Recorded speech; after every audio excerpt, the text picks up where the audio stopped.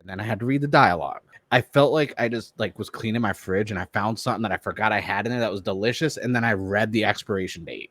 Oh, and it just took it out of me. I definitely have a few of those. Friends, a year ago, a diabolical mastermind known as the Maker, an alternate universe version of Reed Richards, invaded a brand new universe and systematically prevented heroes from becoming superheroes.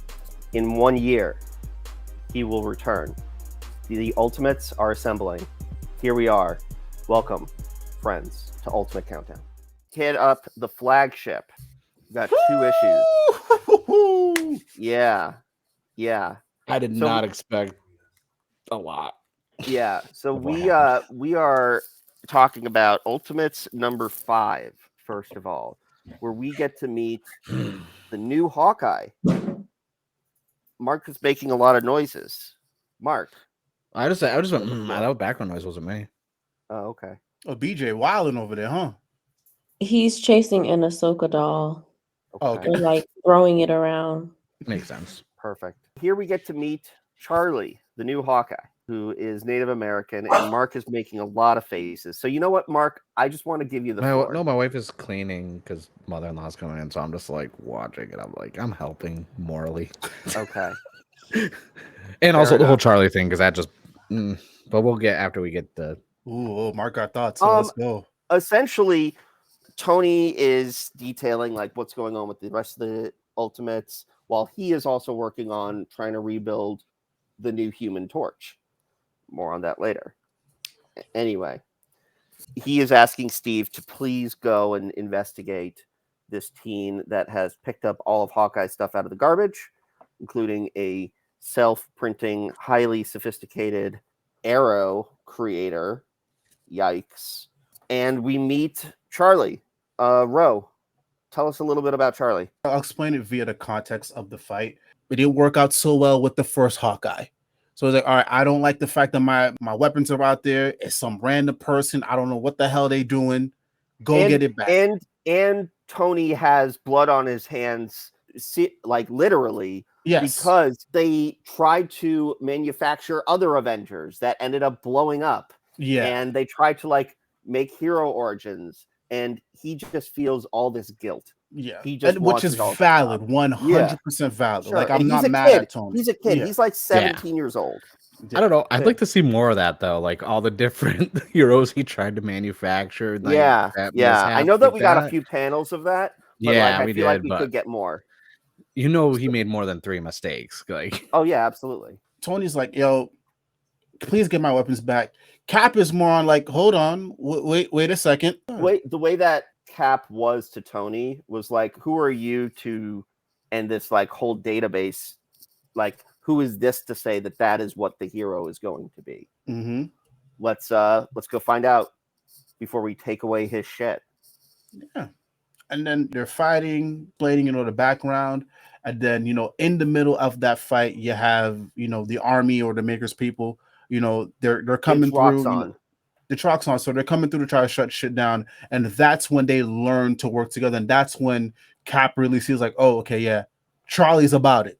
Yeah. Like we can use Charli. And, Tony was wrong. Well, wrong about what he was thinking and roped him in. Like for me, this issue, I don't want to say it wasn't too much that happened versus, issue number 6, but it was still important because it showed that, hold on, Tony, your intention here was to try to recreate the 616. Just because you didn't create the 616 doesn't mean that you didn't create heroes.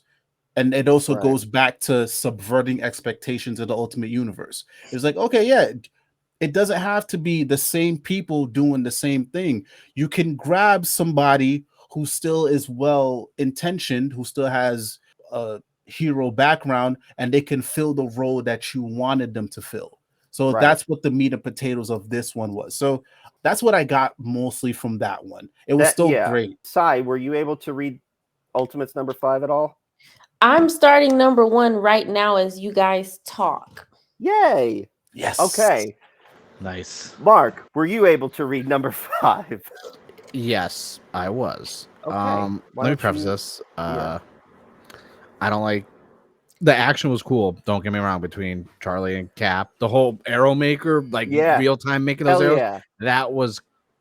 I love that concept, and I swear it should be standard for Hawkeye for now on, because it was in Fractions Run where sometimes you would see the type of arrow. Yeah, I don't like Hawkeye, so like I never fought. But the whole like quiver arrows making the arrow, I thought that's pretty cool. Yeah, no, 100%. That's not. I know it's not a DC, but we know Oliver Queen. Yes, but my thing is the dialogue lazy. Okay. Preface this: Native American, mixed with some white and sprinkle a little African in there. I was going to powwows and reservation stuff growing up. Why is it always anytime we get a Native American superhero or anything, they have to make cowboy in Indian references? It's always what you talk about. Like I hate it so much because there is so much more that could make the depth. They think that they're giving you character depth and showing the anger, but really it's shallow. Yeah. It's low-hanging fruit. I just hated it. Like the dialogue constantly is like, oh, once again, look, just like as always, the Cowboys beat the Indians and now the Indians gonna die. I'm like, really? That's your one-liner after the fight? That's what you're gonna say? I was like, do some research, do better. Like, it was so lazy. And everything about that comic and that fight was my favorite action sequence in all of the Ultimate Universe right now. Everything, Ultimate Spider-Man, all that stuff, because one, those arrows were sick. We got the action spot where it was like translucent Captain America, then where he landed. I love when they do that. See, that's like one of my favorite. And everything. Yeah. I love when they do that in comics. I love the little bubbles popping up for what the arrow types were, and you could see the diversity. Everything about that, down to the suit design, the coloring, like even the inking and the line work. Beautiful action. I felt like I just like was cleaning my fridge and I found something that I forgot I had in there that was delicious, and then I read the expiration date. And it just took it out of me. I definitely have a few of those. Yes. And I'm not even a Hawkeye fan, and I love this design. And like up to the dialogue, I was like, bro, if we get Ultimate Hawkeye and they get that quiver and that suit and everything else, I'm like, I would read it. But not if Hawkeye's gonna keep talking like that. Yeah. The only time I laughed in dialogue is like, and then my, that's my government name, but my real name is Charlie Hawk's Eyes. And I'm like, I giggled at that. I was like, bro, he's being stupid. And then at the end, he's like, you guys will believe anything. That's not my name. And I was like, all right. Yeah. Yes. I was like, I got that. That was a good joke. That was good. Than that, everything else trash. I don't disagree with you. It did feel a little heavy-handed and very lazy. In that sense. I really like the character though. Yeah. Oh yeah. No, the character is good. Yeah. Just the dialogue kind of was. And Captain America had some good liners in there too. And I was like, because Devil's Advocate, this kid is maybe like 15 years old, but still, the writer could have done a little bit better. Yeah. Yeah. Like, this makes me so happy that we have a diverse cast, by the way. Thank you so much. Right? Don't let this panel light fool you, okay? It's just so I can look more HD. So the melanin had to be dropped with the lights, that's all. But I'm Tanner in person, I swear. Wait until we get a Jewish character.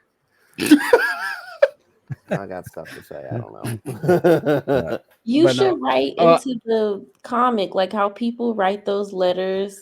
I love the whole idea of like, go find someone who's actually Native American, do some Googles or something, and bring more depth to the character rather than like cheap attempts at a joke. Yeah, it became stereotypical and not because like I can tell you about 80, maybe 80% Native American like don't talk like that at all. That's the media version. Like we talk like this, like we still have our like there's over 3,000 different dialects of Native American languages. I don't know any of them because it's complicated. It's a lot of work learning languages, but it's like I would have liked some more depth to it. But then again, that's the introduction to the characters, so first impression not good, but they're part of the team, so we don't know future conversations how that's going to act in the maturity and the growth of the character. Like I'm looking forward to it. I never really cared for Hawkeye, and then all of a sudden I was like, bro, this is kind of I was like power scaling. The thing that I agree with you about the dialogue, but the theme of the book is that the heroes are taking back what was taken from them. And so like in a sense it made sense for Charlie to have this conversation, but I don't disagree with you. Yeah. It could have been worded a lot better. It could have been I worded a lot understand that's better. the theme of everything, but it's like if you're having these conversations, yeah, you got to put the effort into the artwork and like make it look good and like draw in the eyes to it. But it's like the dialogue can't be like lack. You can have one elevate over the other. It's like you keep them on the same playing field. Like you could tell a lot more with a sentence than you can with a panel. Right. Yeah. Because the words are going to give you the emotion. Yeah. Like I didn't feel at all that he was like Charlie was angry or really like I didn't feel that even though they were trying really hard to push that. Like it just didn't come across like that to me. Well, he seemed more taunting. Well, even then it wasn't that, you know. Okay. It's like how can they give Captain America all these good lines and everyone else, but then like, you know, Charlie's getting like the chat GPT dialogue. Yeah. Yo. And I love I love the writer of the Ultimates. Like on social media, he's solo caring, promoting that book. Okay. And doing a great job. This is the only time I have anything negative to say about any of the Ultimate issues. Is just that dialogue. Other than that, 5 had a lot of action too. I love how much action was in that. That was that's what a lot of the other issue runs are missing right now. Is you can have action, put some dialogue in there while the action is going to still push the character backgrounds and depth and lore forward, and you could still do it while there's action going on. You don't need to just have a dialogue heavy issue or a dialogue only issue. You could throw action in there while it's happening. And that's why for me, this is for real the marquee book. Like this, it feels marquee because you're getting both. Like the Cap issue, you got action, you got dialogue.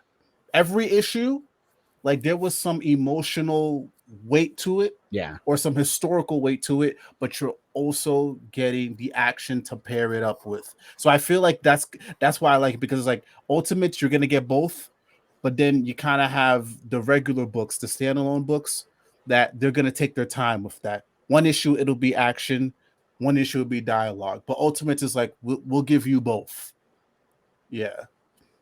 But issue 6 though, stress. Ooh. Stress.